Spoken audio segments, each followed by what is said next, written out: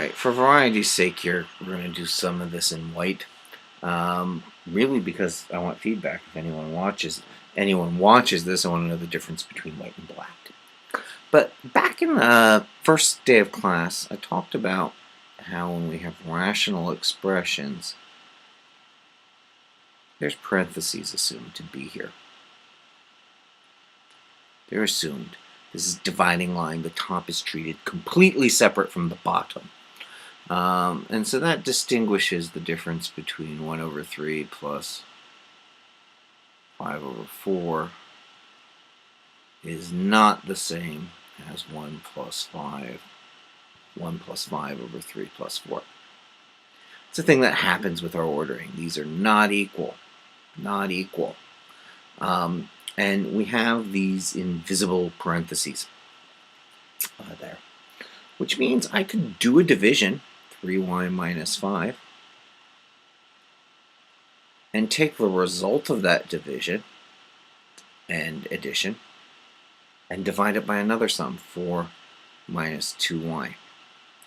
And so now I have a division here and a division here. And this is called complex fractions. What we want to do is use the fact that the upstairs is going to be multiplied by the inverse downstairs. So what we want to do is we want to blend the bottom terms.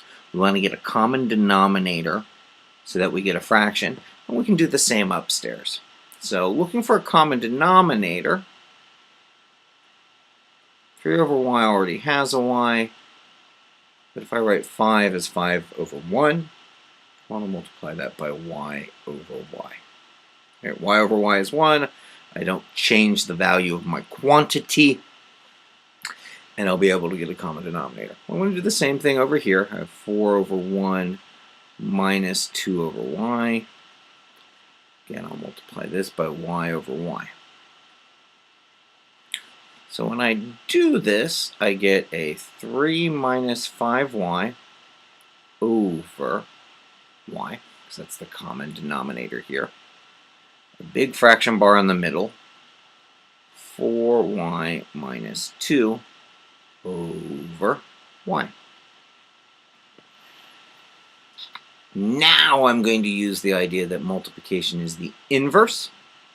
So 3 minus 5y over y is multiplied by, right, because this is saying divided by, when I'm multiplied by the inverse, I bring y upstairs and 4y minus 2 downstairs. And now I can collect my exceptions, right? And here's my 3 exceptions, these 3 parts here.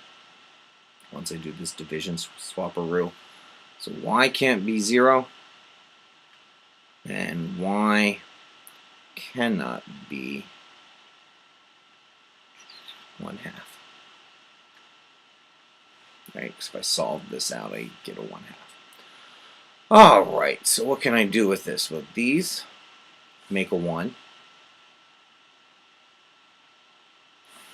And this makes a 3 minus 5y over